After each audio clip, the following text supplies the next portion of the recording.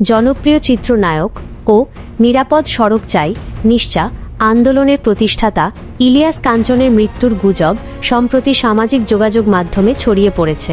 এই গুজবের পরিপ্রেক্ষিতে তার ছেলে এবং নিশ্চার ভারপ্রাপ্ত চেয়ারম্যান মিরাজুল মঈন জয় দেশবাসীকে বিভ্রান্ত না হওয়ার জন্য আহ্বান জানিয়েছেন। জয়ের বিবৃতি, বাবা চিকিৎসাধীন আছেন।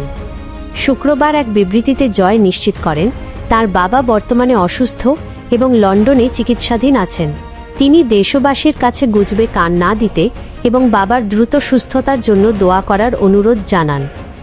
জয় কিছু ইউটিউবার ও ফেসবুক ব্যবহারকারীর প্রতি হতাশা প্রকাশ করে বলেন, তারা সামান্য ভিউয়ের লোভে বিভ্রান্তিকর ভিডিও প্রকাশ করে জনমনে আঘাত হানছেন। তিনি এমন কর্মকাণ্ডের তীব্র নিন্দা জানান। ইলিয়াস কাঞ্চনের চিকিৎসার সর্বশেষ খবর। পরিবারের ঘনিষ্ঠ সূত্র ও জামাতা আরিফুল ইসলাম জানান, ইলিয়াস কাঞ্চন বর্তমানে লন্ডনের হার্লি স্ট্রিট ক্লিনিকে চিকিৎসাধীন। অস্ত্রোপচার গত 5 আগস্ট লন্ডনের উইলিংটন হাসপাতালে তার মাথায় অস্ত্রোপচার করা হয়, তবে ঝুঁকির কারণে টিউমারের পুরো অংশ অপসারণ করা সম্ভব হয়নি। বর্তমান চিকিৎসা বর্তমানে বাকি অংশের জন্য তিনি রেডিয়েশন ও কেমোথেরাপি নিচ্ছেন, যা টার্গেট থেরাপি নামে পরিচিত।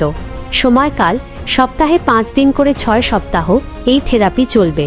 এরপর 4 সপ্তাহ তাকে চিকিৎসকদের পর্যবেক্ষণে থাকতে হবে। জামাতা আরিফুল ইসলাম আরও জানান, টানা চিকিৎসার কারণে কর্মব্যস্ত ইলিয়াস কাঞ্চন কিছুটা মানসিকভাবে দুর্বল হলেও তিনি সব কিছু বুঝতে পারেন এবং নিশ্চার খোঁজখবর রাখেন।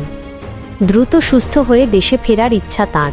চিত্রনায়িকা রোজিনা ও সোনিয়া সম্প্রতি লন্ডনে তার খোঁজ নিয়েছেন।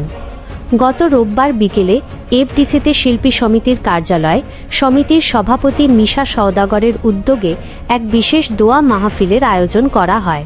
শিল্পীরা তাদের প্রিয় সহকর্মীর দ্রুত আরোগ্য কামনা করেছেন। আমাদের সব খবরের আপডেট সবার আগে পেতে জাস্টিস টেলিভিশনের ইউটিউব, ফেসবুক এবং অন্যান্য সকল সোশ্যাল মিডিয়া প্ল্যাটফর্ম ফলো করতে ভুলবেন না। আজকের মতো এখানেই শেষ করছি। আমাদের সাথেই থাকুন। Justice television, Dhaka.